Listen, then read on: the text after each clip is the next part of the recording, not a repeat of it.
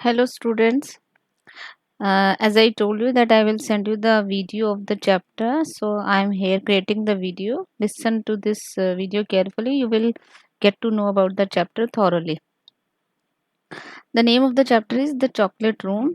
As this is clear, the story is about some kind of chocolate factory, chocolate room. Okay. So Roald Dahl will always, who is the author of the chapter, Roald Dahl, will always be counted among the greatest of modern British writers. रोald dahl modern British writers में से बहुत जाने माने एक थे. This chapter is from Charlie and the chocolate factory, one of his most popular books. ये chapter उनकी एक बहुत फेमस बुक है, Charlie and the chocolate factory, उसी में से ही लिया गया है. मिस्टर विली वोंका भी इस बुक में बताते हैं कि क्या होता है कि मिस्टर विली वोंका हैं जो 5 बच्चों को इनवाइट करते हैं. Invites 5 children for a visit to his chocolate factory. Among them is a poor little boy. उनमें से एक बच्चा पुअर है, छोटा है, गरीब है, चार्ली बकेट जिसका नाम है, अकम्पेन्ड बाय हिज ग्रैंडफादर, जो अपने दादाजी के साथ आया हुआ है. The children see fascinating sights at the factory. बच्चे बहुत सारी फैसिनेटिंग सरप्राइजिंग दृश्य यानी अनोखे दृश्य, आकर्षक दृश्य देखते हैं फैक्ट्री में. एंड हैव स्ट्रेंज एक्सपीरियंस, और बड़े अजीब से एक्सपीरियंसेस गेन करते हैं. In this extract mister Wonka shows them the chocolate room. और इस एक्सट्रैक्ट में मिस्टर वोंका उन्हें चॉकलेट रूम दिखाते हैं. An important room this.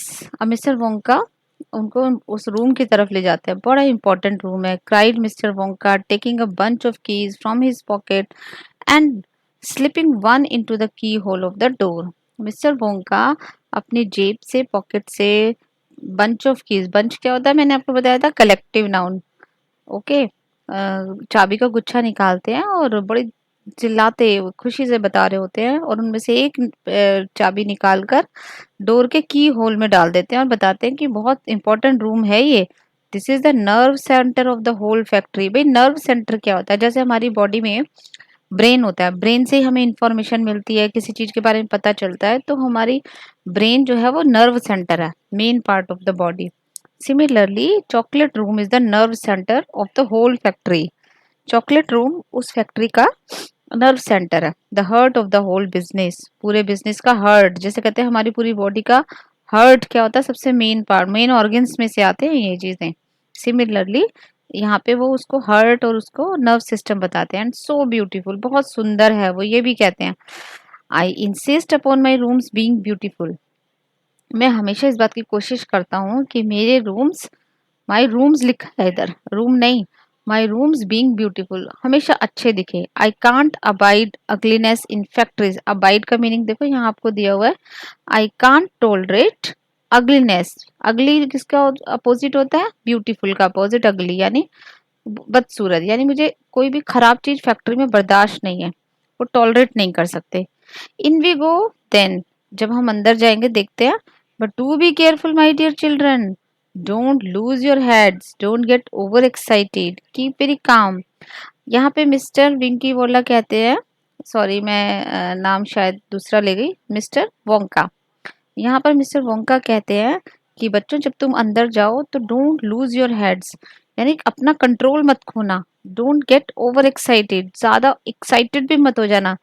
Keep very calm, शांत रहना. Mister Wonka open the, mister Wonka open the door, वो दरवाजा खोलते हैं. 5 children and 9 grownups push their ways in, and oh what an amazing sight it was that now met their eyes. अब वो पांचों बच्चे और उनके साथ 9 बड़े लोग और थे जो अंदर जाते हैं, और क्या दिखते हैं? अमेजिंग साइट्स, आकर्षक दृश्य, बड़े fascinating sights. It was now met their eyes, जो उनकी आंखों को अब देखने को मिलती है. They were looking down upon a lovely valley. वो एक बहुत प्यारी सी घाटी को देख रहे थे. देर वर ग्रीन मीडोज. मीडोज क्या होता है बेटा? Grass land. ग्रास लैंड जिसे बोलते हैं ना, बड़ी बड़ी ग्रास लैंड, जहाँ पर चारों तरफ दूर दूर तक ग्रास लैंड दिखाई देती है. ग्रास लैंड थी इधर side of the valley, valley की एक side, and along the bottom of it there flowed a great brown river. और उस वैली के नीचे वाले पार्ट में, bottom, bottom is the lowest part, नीचे वाला पार्ट में एक बड़ी सी ब्राउन कलर की रिवर फ्लो कर रही थी. What is more, there was a tremendous waterfall Halfway along the river, a steep cliff over which the water curled and rolled in a solid sheet, and then went crashing down into a boiling, churning whirlpool of fountain spray. यहाँ पर कहते हैं author कि और आगे वो क्या देखते हैं, एक बड़ा सा वाटरफॉल था जो रिवर के बीच में था, हाफ वे बीच में था, और वो जब कर्ल हो रहा था, रोल हो रहा, वो वाटरफॉल क्या था कि बहुत थिक सा लिक्विड था उसमें, वाटरफॉल में वो वाटर थिक कलर का था। थिक यानी वो चॉकलेट लिक्विड ही था जिसको ये बता रहे हैं। वो जब वो रोल होके आ रहा था तो ऐसा लग रहा था एक शीट है, सॉलिड शीट है। और फिर then went crashing down to the, फिर वो जहाँ कहाँ पर जाता है, टकराता हुआ उस रिवर के अंदर में, churning Whirlpool of froth and spray, जो बुलबुले भी उठ रहे थे जिसके अंदर जाते हुए। Below the waterfall a whole mass of enormous glass pipes were dangling down into the river. Waterfall के नीचे क्या था? This was the most astonishing sight, यानी सबसे खूबसूरत दृश्य ये था कि बड़े बड़े ग्लास के पाइप से जो डैंगलिंग, डैंगलिंग देखो, हैंगिंग लूजली, जो लटकाए हुए थे रिवर के अंदर, जो लटकाए हुए थे। From somewhere high up in the ceiling, कहीं ऊपर से आ रहे थे वो। अब वो दिखाई नहीं दे रहा था कहाँ से आ रहे हैं वो पाइप, ऊपर से आ रहे हैं वाटरफॉल की तरफ से। दे रियली वर इनॉर्मस, वो बहुत बड़े बड़े थे। दीज दोज पाइप्स, वो जो पाइप थे, देर दोज क्यों लिखा हुआ है यहाँ पे, एक तो वो प्लूरल थे और दूसरा वो दूर थे, ठीक है। दैट्स वाई दोज, जो चीजें बहुत सारी होती हैं और दूर होती हैं तो हम इसमें क्या बोलते हैं, दोज, दोज कह के। Those pipes, there must have been a dozen of them, dozen means दर्जन जिसे बोलते हैं, 12। तो कम से कम एक, वन डोजन, और डोजन थे वो at least. And they were sucking up the brownish muddy water from the river, और वो रिवर में से ब्राउनी वाटर को सक कर रहे थे। सक क्या होता है, जैसे ऊपर खींचना, सक करना, जैसे हम पाइप से जूस को सक करते हैं ना, that is called sucking. Brownish muddy water को वो सक कर रहे थे, and carrying it away to goodness knows where, और कहाँ लेके जा रहे थे कोई नहीं जानता। गुडनेस नोज वेयर, देखो यहाँ दिया हुआ एन अननोन प्लेस, ये हमें नहीं पता, वो अननोन प्लेस में उसको, यानी कि रिवर के अंदर ग्लास पाइप्स लटके हुए थे, और उस पाइप्स में से रिवर का जो लिक्विड था वो ऊपर की तरफ जा रहा था। वो पाइप्स ऐसा लग रहा था सक कर रहे हैं और पता नहीं ऊपर कहाँ जा रहा था। And because they were made of glass you could see the liquid flowing and bubbling along inside them, क्योंकि वो ग्लास के लिक्विड बने हुए थे इसलिए लिक्विड फ्लो कर रहा था, बबल उसमें बुलबुले भी बन रहे थे अंदर। And above the noise of the waterfall, और शोर भी आ रहा था। You could hear the never ending suck suck, sucking sound of the pipes, sucking sound of the pipes as they did their work. तुम आराम से उनकी आवाज को सुन सकते हो, जब वो सक सक की आवाज आती है तो उसका शोर आ रहा होता है, तो आप सुन सकते हो। Graceful trees and bushes were growing along the river bank.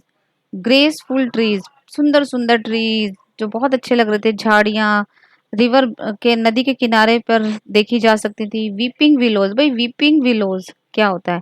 Weeping मतलब रोना, विलोज मतलब ट्रीज। विलो ट्री कौन सा होता है जिससे क्रिकेट के बैट बनते हैं, उस that, that is called willow tree, ठीक है। बट वीपिंग और विलो का क्या मैच है एक्चुअली? जो पेड़ होते हैं जो आगे की साइड बहुत झुके हुए होते हैं ना, जैसे हम रोते हैं और झुक के रोते हैं, तो ये इमेज वहां शो की हुई है। एंड एल्डर्स, एल्डर्स भी एक ट्री होता है। टॉल क्लम्स ऑफ रोडेंड्रस, ये भी ट्रीज के नाम है। तो आप ना इनकी पिक्चर गूगल में ना जरूर देखना। आपने ये ट्रीज देखे होंगे, but you just you have seen the trees but you don't know the names of the trees. That's why I advise you to have a look on the pics of these trees with the help of the Google. और वो जो trees थे with their pink and red and mauve blossoms, उनके ऊपर pink, red, mauve colour के flowers भी थे। In the meadows there were thousands of water cups, मैंने जैसे बताया मीडोज किसे कहते हैं, ग्रासलैंड्स को। बहुत सारे थाउजेंड्स ऑफ वाटर कप्स भी थे। ओके, तो this is all about the part 1। Part 2 में मैं आपको आगे से स्टार्ट करवाऊंगी। Okay, have a nice day. We will also discuss the question answers of this chapter through the help of video. Bye everyone.